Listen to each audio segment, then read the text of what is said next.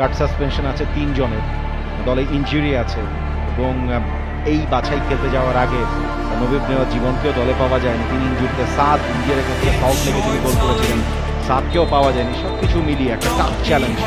Kick off match অফিসিয়ালদের কাছ থেকে সংকেত, এরপর রেফারি বেশ অনেকক্ষণ অপেক্ষা করলেন। শুরু হয়ে গেছে ম্যাচ একেবারে শুরু থেকেই।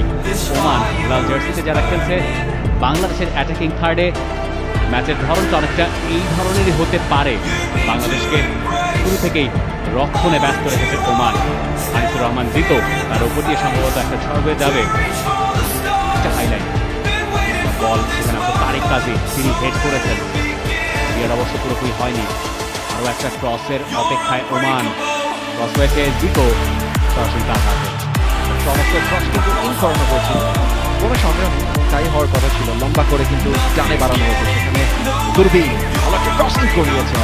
তবে বল তৈরি তিনি ক্লিয়ার করেছেন, চাইবেন নেওয়া হয়েছে ক্রিকেট বক্সের ভেতরে। আরও একটা কর্নার কিক ওমান পাবে, তবে অন্য প্রান্ত থেকে সুইঙ্গিং কর্নার কিক হবে, ব্যাপারে কোনো সন্দেহ নেই।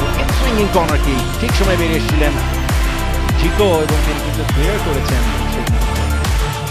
শর্ট কর্নার নেওয়া হয়েছে, এখনো পর্যন্ত নিজের নিয়ন্ত্রণে রেখেছেন আল খালদি।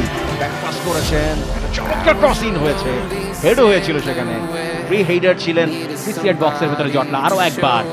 এবারে সেখানে ছিলেন, অবশ্য ক্লিয়ার করা হয়েছে, পুরোপুরি ক্লিয়ার হয়নি। পর্যন্ত রিয়াদুল হাসান রাফির একটা ক্লিয়ারেন্স, আবার কিন্তু একটা ক্রসিং হয়েছে।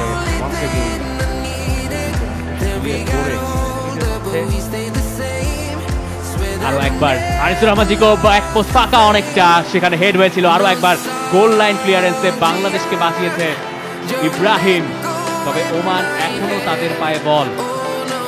ইব্রাহিম কি চমৎকার সেভটাই করেছিলেন। আমরা গোল লাইন ক্লিয়ারেন্স আগের দিন রিয়াদুল হাসান রাফির একটা এরকম ঘটনা আমরা দেখেছিলাম। আজকে ইব্রাহিম তিনি কিন্তু কাজের কাজটা করেছেন, আনবিলিভেবল সেভ। ক্রসগুলা থেকে কিন্তু বলকে গোল এনে দিতে পারেন। একবার কর্নার কিক, সেখান থেকেও বিপদ হতে পারতো। আবার কিন্তু আলফাসি চমৎকার একটা বল ঢুকিয়েছেন ভেতরে, প্রথম গোলটা হয়ে যেতে পারে। এক্সিলেন্ট একটা সেট আপ ছিল সেখানে। আল হাজরি তিনি কিন্তু বাড়িয়েছিলেন এবং কোনো কিছু আদায় করে নেওয়া যায়। আব্দুল্লাহ সেই কর্নার কিক এবার মাথা ছুঁয়ে গিয়েছিল এবং হেডার, চমৎকার হেডার ছিল ইয়াসিন আরাফাতের। সামান্য উপর দিয়ে গেছে, কিপারের একটা টাচ রক্ষা করেছে ওমানকে। জারি শটটা হয়েছে, জিকো অনেকটুকু গিয়ে সেভটা করেছেন। যদিও মনে হয়েছিল এবারের যে পর্বের 3টা ম্যাচ সবগুলোই সেখানে খেললো এবং এর আগের দুটো ম্যাচে ফলাফল সুখকর ছিল না। আজও কিন্তু তারা ওমানের সঙ্গে 1-0 পিছিয়ে আছে। অবশ্যই এই গ্রুপের শেষ ম্যাচ উপরে তারিক কাজী, ইব্রাহিম তার নিয়ন্ত্রণে আছে, বলের দখল তিনি হারিয়েছেন। কাউন্টার অ্যাটাকে এই মুহূর্তে ওমান ডান প্রান্ত দিয়ে অনেকখানি ভেতরে ঢুকে পড়েছেন আল জাফরি থেকে খালদি, সামনে বাড়িয়েছিলেন আল ইয়াহামাদি, তবে তিনি কিন্তু রাখতে পারেনি, ওভাবে ঢুকিয়েছেন রাখি। হতে পারত লাকি বাংলাদেশ দল, সেটা ফাউল হয়নি। আল ইয়াহমাদি এবার কিন্তু বল নিয়ে ঢুকে পড়েছেন, একটা ট্র্যাক তিনি করেছিলেন, ভালো ক্লিয়ারেন্স। এবার মানিক মোল্লার কাছ থেকে আমরা দেখলাম একটা চমৎকার পাস কিন্তু বাঁ প্রান্ত দিয়ে বাড়িয়েছেন আল কাবি, ক্রসিং করিয়েছেন। ভাগ্য ভালো বাংলাদেশের, ফার পোস্টে বলটা লাগলো, রিবাউন্ড করে গোল দিয়ে আমজাদ আল হারতি ক্রসিং করিয়েছিলেন ভেতরে। আনিসুর রহমান জিকো তৈরি, তার গ্লাভসে বিপদ নয়, প্রথমার্ধের বাসি যে কোনো সময় বাঁচতে পারে। 1 মিনিটের অতিরিক্ত সময়, সেখানে 2 মিনিট পেরিয়ে গেছে। অবশ্যই জিকো আজকে চমৎকার কিপিং করেছেন, কোনো সন্দেহ নেই। আমরা দেখছিলাম যে ফার্স্ট হাফের শেষ দিকে একটা সেভ ছিল, ফ্রি কিক থেকে বাঁচিয়েছেন, পরে কিছুক্ষণ আগে একটা উডওয়ার্ক এবং সেটাও কিন্তু চমৎকারভাবে লুপে নিয়েছেন। Half time break, Oman 1 Bangladesh 0। গাফরির 22 মিনিটের একমাত্র গোলে এখন পর্যন্ত লিড ওমানিজদের। এবং ব্রেক থেকে আমরা ফিরে আসবো সেকেন্ড হাফের অ্যাকশন নিয়ে এবং বাংলাদেশ তাদের ওয়ার্ল্ড কাপ কোয়ালিফাইং ক্যাম্পেইনের শেষটা কেমন করে সেটি দেখার জন্য সবাই টি স্পোর্টসের সাথে থাকুন। Welcome back once again. কাতারের রাজধানী Doha, Jassim bin Hamad stadium, যেখানে মুখোমুখি বাংলাদেশ ওমান। 1-0 গোলে পিছিয়ে বাংলাদেশ দল। আলী আল গাফরির একমাত্র গোলে 22 মিনিটে তিনি গোলটা করেছিলেন। এই মুহূর্তে বাংলাদেশ দল সেই গোলটাকে শোধ করে ম্যাচে ফেরার একটা চেষ্টায়। শুরুতে ফার্স্ট অ্যাটাক বাংলাদেশ, তারিক কাজী ফার এন্ডে দিয়েছেন, সেখানে পর্যন্ত নিজের নিয়ন্ত্রণ। 1 সেকেন্ড হারতি একটা ক্রসিং করিয়েছেন, সুযোগ আছে দূর পাল্লায়, ঠিক ডি বক্সের সামান্য বাইরে থেকে কিন্তু ভালো একটা কর্নার কিক এবং হেডার ছিল একেবারেই আল হারতির। আরেক সাইড স্পোর্টিং ক্লাবের মেম্বার রহমান তার জায়গায় নিয়েছেন। এবারও কিন্তু সুযোগ, আরও একটা হেডার ছিল জিকো, তিনি কিন্তু ডেফিনেটলি কোনো কমপ্লেন নাই।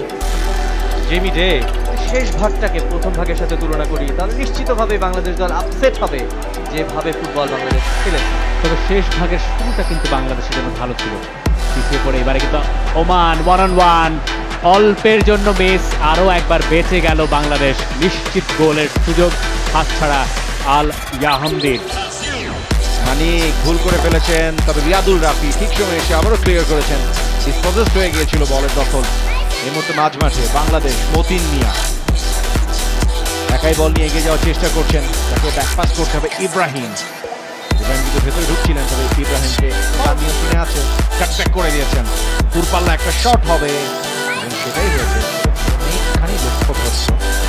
একদমই কোনো বিপদ হয়নি, যে কারণেই একের পর এক মানে আক্রমণ কিন্তু বাংলাদেশ দলকে প্রতিহত করতে হচ্ছে।